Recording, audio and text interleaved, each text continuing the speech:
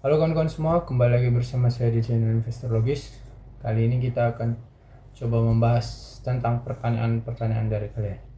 Nah, jadi dari beberapa video yang saya unggah, ada beberapa teman-teman yang eh, menanyakan dari saya di WhatsApp ya, terkait dari mana penghitungan harga wajar itu gitu. Nah, saya rasa mungkin beberapa memang baru lihat video yang satu itu kan. Tetapi kalau memang kembali ke video-video sebelumnya, sebetulnya sudah saya jelaskan cara menghitungnya itu. Nah, di video kali ini saya akan coba menjelaskan secara singkat saja tentang cara perhitungan itu. Jadi, sederhananya untuk mencari harga wajar itu ya udah hitungnya dari ekuitas dibagikan jumlah lembar saham beredarnya.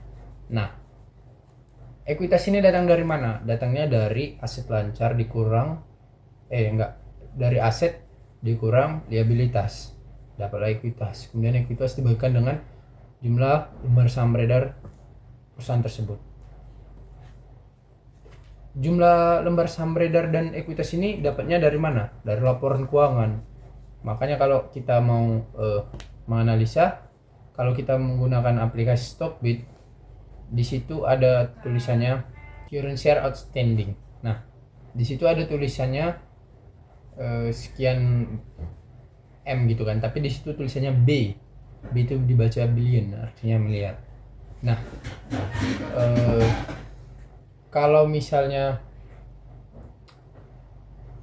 lebih efektif mana, dari Stockbit atau dari laporan keuangan? Lebih efektif dari laporan keuangan. Kenapa? Karena itu langsung yang dirilis dari perusahaannya kan. Kalau konsep dasarnya, kenapa harus dibagikan dengan jumlah lembar saham beredar?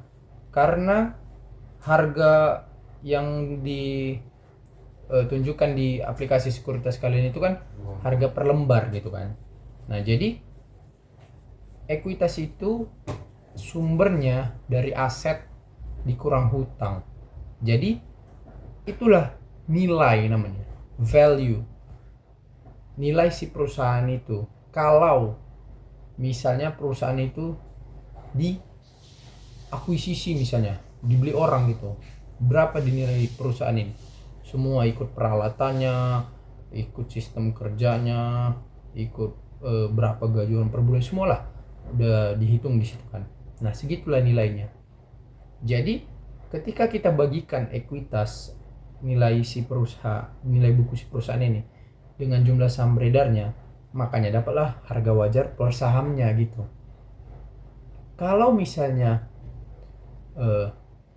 perusahaan misalnya dihargai di sekuritas kita ini kan, harga saham BCA misalnya 10.000 gitu kan. Nah, setelah kita bagikan ekuitas dan jumlah lembar saham beredarnya, ternyata dapatlah 20.000, maka harga wajar dari saham BCA ini 20.000 kan. Kalau di bursa di bursa harganya 10.000 di market, maka dia diskon 50%. Berarti PBV-nya 0,50 itu. Atau 0,5 lah kalau kita satukan kan.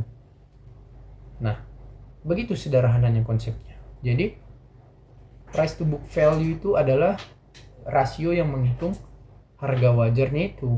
Sumbernya dari ekuitas dibagi jumlah lembar saham beredar. Nah, sedikit tentang value ini. Jadi, kalau kita mempelajari cara menghitung harga wajar, price to book value, price earning ratio, itu memang metode yang digunakan oleh investor yang memakai metode value investing. Nah, kalau kita mau memahami metode value investing, kita harus baca literatur sejarahnya itu, dari siapa yang menemukan konsep itu. Nah, kalau saya pribadi, saya tahu konsep itu pertama dari Pak Lo Keng Hong gitu kan. Saya nonton di YouTube, ada Pak Lo Keng Hong, dia jelaskan apa itu value investing kan, bagaimana cara memilih saham, karena dia sudah untung di saham. Terus saya ikuti, terus saya pelajari tokoh Pak Lo Keng Hong ini kan. Kalau kita mempelajari Pak Lo Keng Hong, pasti kita ketemu Pak Lukas Setiatmaja. Kalau kita pelajari mereka berdua, pasti kita ketemu Warren Buffett. Kalau kita ketemu Warren Buffett, pasti kita ditarik ke Benjamin Graham. Nah, si Benjamin Graham inilah yang menemukan konsep value investing ini. Berinvestasi berdasarkan nilai. Itulah arti value investing itu. Nah, kalau kita memang mau memahami dari pucuknya gimana dia berpikir bisa sampai ketemu value investing itu dari si Benjamin Grahamnya itu, ya udah kita coba aja baca bukunya gitu, atau kita lihat-lihat videonya dulu. Nah, Benjamin Graham ini setahu saya ada menulis 3 buku. Yang pertama itu Security Analysis, yang kedua itu The Interpretation of Financial Statement, yang ketiga itu The Intelligent Investor. Tapi memang yang karya monumental yang paling populer itu The Intelligent Investor gitu kan. Nah, bukunya yang kayak gini nih. Nah, The Intelligent Investor bukunya tebel banget memang, tapi ya dia udah nerangin sejarah saham sampai datanya sampai 100 tahun sebelum dia ngitung ini gitu. Nah, inilah buku Benjamin Graham yang pertama saya baca. Kemudian saya beli bukunya The Interpretation of Financial Statement. Nah, untuk memahami arti dan bahasa-bahasa akuntansi di laporan keuangan, kalian baca buku itu aja, lebih enak gitu. The Interpretation of Financial Statement, bukunya warna kuning, ya kan. Kalau Security Analysis belum saya baca terlalu dalam gitu. Nah, konsep harga wajar, margin of safety itu ditulis di buku ini di bab 20 gitu. Lebih detail dia kan, kenapa itu harus kita hitung gitu, dia jelasin juga. Tetapi saya paham kalau misalnya kita pemula, kita akan cukup kesulitan kalau kita langsung baca buku ini gitu.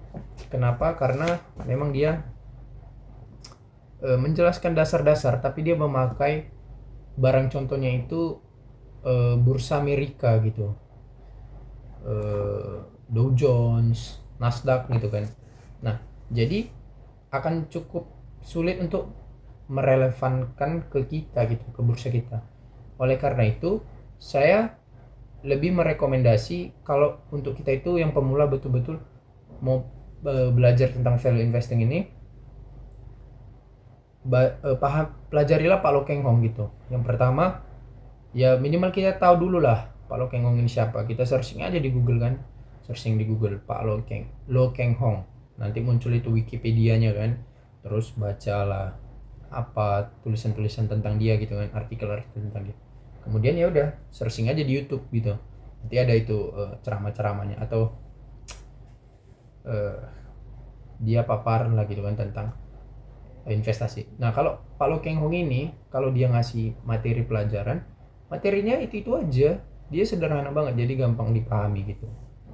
Nah, pengembangannya paling dari pertanyaan-pertanyaan audiens gitu kan, nanti dia jawab gitu. Ya udah, kalian dengerin di YouTube, baca artikelnya, udah nanti kalian minimal udah tahu itu value investing itu apa dan bagaimana beliau menerapkan konsepnya itu.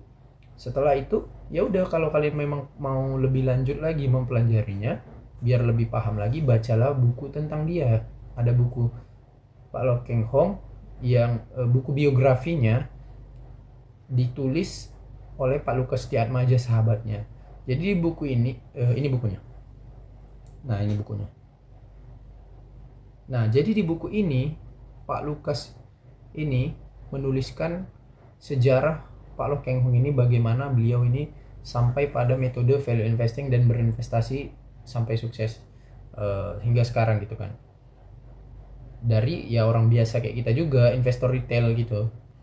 Beliau dulunya pegawai tata usaha gitu kan, kemudian naik jadi kepala bank ekonomi gitu kan, kepala cabang bank ekonomi. Kemudian beliau berhenti dari pekerjaannya dan memutuskan fokus di menjadi full time investor gitu kan.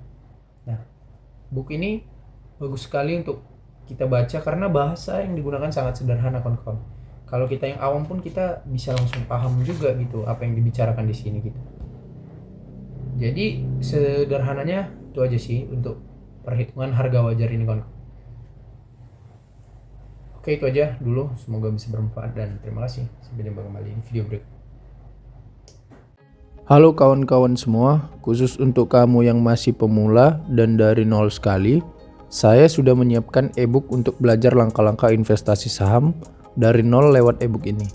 Ebook ini akan membantu dan menuntun kamu sampai kamu sah layak disebut menjadi investor saham. Untuk kamu yang sudah paham dasar-dasar investasi saham, saya menyiapkan ebook ini khusus untuk mendalami metode investasi saham yang saya gunakan, yakni Dividend Value Investor. Untuk kamu yang ingin tahu caranya, saya menjual ebook ini khusus untuk kamu ya. Nah, khusus untuk kamu yang ingin langsung belajar lengkap langkah-langkah investasi saham dari mulai nol sampai ke ilmu terakhirnya, kamu bisa langsung memiliki 3 ebook ini. Semua pengetahuan yang saya ketahui sudah saya tuangkan di sini. Kalau kamu butuh dan tertarik, silakan chat WA nomor di samping ini ya. Terima kasih.